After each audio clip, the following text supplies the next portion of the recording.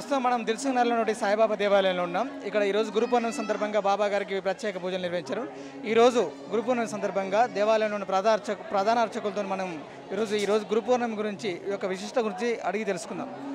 గారు చెప్పండి, ఈరోజు విశిష్టత గురించి తెలియజేయండి భక్తులు. అయ్యా, ఈరోజు వచ్చేసి గురు పౌర్ణమి అనగా వ్యాస పౌర్ణమి కూడా అంటారు. ఈరోజు గురు పౌర్ణమి రోజు మనం గురువులను ఆరాధించడం జరుగుతున్నది.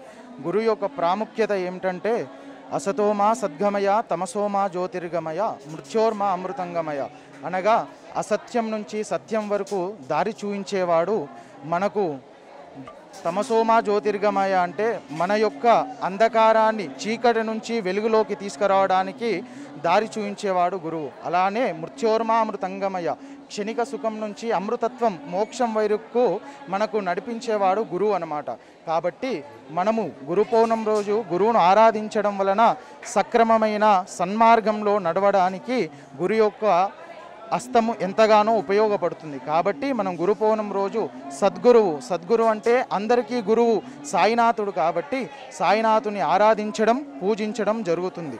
అలానే గురు పౌర్ణమిని పురస్కరించుకొని మన దిల్సుఖ్నగర్ సాయిబాబా దేవాలయంలో అనేక పూజా కార్యక్రమాలు ఉదయం 4:30 నుంచి రాత్రి 10 గంటల వరకు అనేక కార్యక్రమాలు జరుగుతున్నాయి.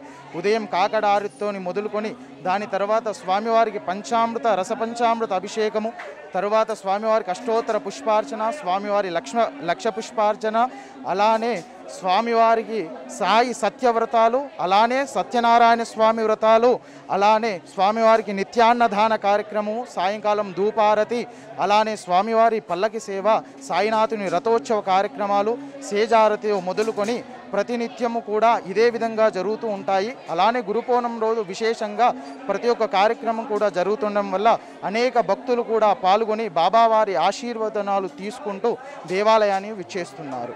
ఈరోజు శనివారం కదా, వీకెండ్ కదా, అప్పుడు భక్తుల నుంచి ఎలా తాకి ఉంది, భక్తులకు గల ఏర్పాట్లు ఎలా చేశారు?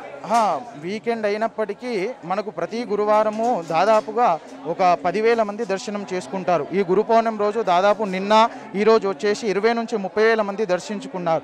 అలా దీనికి సంస్థాన్ ట్రస్ట్ వారు అనేక నియమ నిబంధనలు, కోవిడ్ చర్య ఉంది కాబట్టి పాండమిక్, అనేక నిబంధనలు తీసుకుంటూ భౌతిక దూరాన్ని పాటిస్తూ దేవాలయాలు దర్శనాలు కానీ అలానే అన్నదాన కార్యక్రమాలు అన్నీ కూడా ఏర్పాటు చేస్తున్నారు. ఇది ప్రస్తుతం V3 న్యూస్ లక్ష్యం సమాజంతో మహేష్, కెమెరామెన్ శ్యామ్తో.